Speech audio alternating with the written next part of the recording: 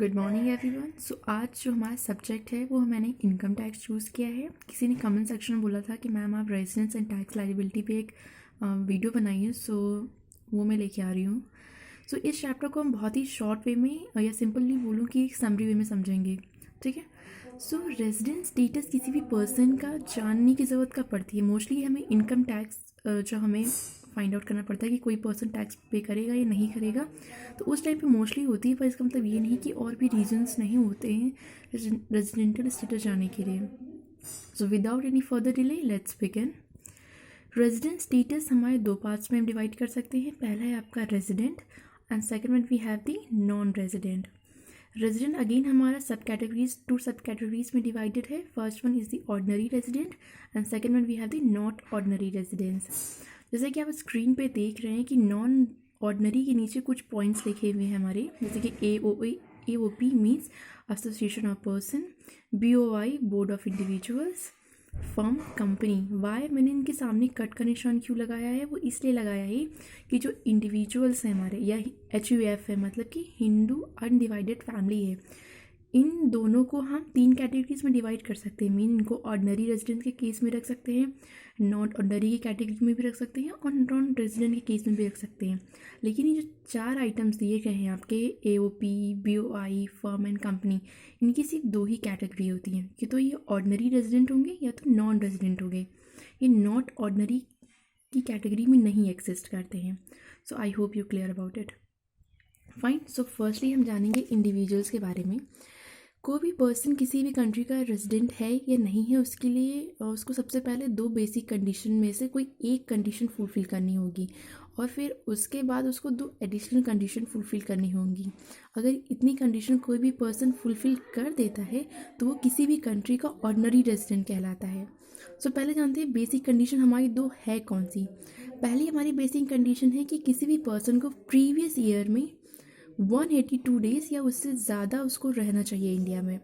Second condition क्या है कि 60 डेज़ वो प्रीवियस ईयर में रहा हो और उसके बाद 4 preceding years of the previous year उसे 365 डेज़ वो रुका हो। ठीक है, ये दोनों मतलब चीज़ें फुलफ़िल होंगी तब उसकी सेकंड बेसिक कंडीशन फुलफ़िल होगी। अब इस चीज़ को थोड़ा सा कन्फ्यूजन आपके माइंड में हो रहा होगा, तो इसको एक एग्जांपल के थ्रू समझते हैं। उससे पहले कुछ हमारे रूल्स हैं दो बेसिक कंडीशन के, उनके जान लेते हैं। वो बेसिक रूल्स हमारे ये हैं कि ज़रूरी नहीं है कि कोई पर्सन एक ही जगह कॉन्टीन्यूसली रहेगा तभी उसको काउंट करेंगे 182 डेज़। ऐसा नहीं है।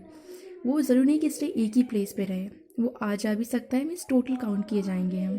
ठीक है, और ये ज़रूरी नहीं कि एक ही प्लेस पे रहे, जैसे कि मैंने आपको बोला। और जिस डे वो हमारे इंडिया में एंटर करेगा मीन्स डे ऑफ अराइवल, और जिस डे वो मतलब फॉरेन कंट्रीज़ में जाएगा मतलब रिटर्न होगा, वो डे को भी हम काउंट करेंगे। ठीक है, तो ये तीन रूल्स हैं जो कि हमें बेसिक कंडीशन में देखने पड़ते हैं। ठीक है, अप्लाइड होते हैं। और जो मैंने अभी आपको दो बेसिक कंडीशन बताई, फर्स्ट वाली और सेकंड वाली, उसको मैं थोड़ा सा और अच्छे से एक्सप्लेन करती हूँ इस स्केल के थ्रू। देखिए, यहाँ पर आप देख रहे होंगे कि पहले मैंने AI लिखा है मीन्स असेसमेंट ईयर। ठीक है, देन मैंने प्रीवियस ईयर लिखा है, फिर उसके बाद मैंने 1 2 3 4 ऐसे लिखा है। इसका मीन्स क्या है कि जो असेसमेंट ईयर जो आज मानो प्रेजेंट में अभी क्या चल रहा है, 2021 चल रहा है, तो हमारा प्रीवियस ईयर क्या होगा, 1920 होगा। सो 1920 में कोई भी पर्सन 60 डेज रुका हो इंडिया में। ठीक है, और उसके बाद वो लास्ट ईयर को छोड़ के उसके बाद के जो आपके फाइनेंशियल ईयर बचे हैं, यानी कि 1 2 3 4 जो आप देख रहे हो यहाँ पे स्क्रीन पे, इन चारों को मिला के टोटल कोई पर्सन इंडिया में 365 डेज रुका हो, तब हम मानेंगे कि वो सेकंड उसने बेसिक कंडीशन फुलफिल की है। ठीक है, समझ में आया। और पहली जो बेसिक कंडीशन थी 182 डेज़ की, उसका मतलब ये है कि उस पर्सन ने प्रीवियस ईयर में जहाँ पे 60 लिखा है इसके प्लेस पे उसने 182 डेज़ उसने फुलफ़िल किया हो, तब हमारी ये कंडीशन बेसिक फुलफ़िल होंगी। तो इसमें में से उसको एक बेसिक कंडीशन फुलफ़िल करनी, वो दोनों भी कर सकता है, अच्छी बात है, लेकिन एटलीस्ट उसने वन बेसिक कंडीशन फुलफ़िल कोई पर्सन करता है तब माना जाएगा कि उसने बेसिक कंडीशन फुलफ़िल की है। ठीक है, अब हम बात करते हैं कि कुछ एक्सेप्शंस होते हैं रूल ऑफ 60 डेज़ वाले, 60 + 365 वाले, कि वो अप्लाइड नहीं होते। यहाँ पर केवल आपका 182 डेज़ वाला ही लिया जाएगा प्रीवियस ईयर में। सो वो कौन कौन से ऐसे केसेस होते हैं? पहला आपका होता है members of crew of foreign ship, ठीक है। जो पर्सन शिप पे रहते हैं, ठीक है, जो कभी कभी पहली बात तो वो जो उनकी जो जॉब होती है वो 6 to 7 मंथ की वो शिप में रहते हैं, उसके बाद फिर 2 या 3 मंथ्स के लिए आते हैं अपनी कंट्री में, ठीक है। तो उन पर 60 डेज़ वाला रूल नहीं अप्लाइड होगा, उन पर रूल कौन सा अप्लाइड होगा, 182 डेज़ वाला होगा, ठीक है। सेकेंड आपका है leave in India for employment, मतलब कोई भी पर्सन इंडिया छोड़ के जा रहा है फॉरेन में जॉब के पर्पज़ के लिए, ठीक है, ये आ गया।